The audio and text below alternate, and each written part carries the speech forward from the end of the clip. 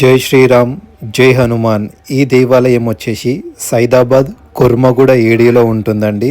తప్పకుండా ప్రతి ఒక్కళ్ళు వచ్చేయాల్సిన దేవాలయం ఇది. చాలా పెద్ద పురాతనమైన దేవాలయం అండి, హనుమంతుల వారి దేవాలయం. ఈ దేవాలయంలో మనకి హనుమంతుల వారు మరియు రాముల వారు మరియు సిద్ధి వినాయక స్వామి, మహాదేవుడు మనకి దర్శనమిస్తారండి.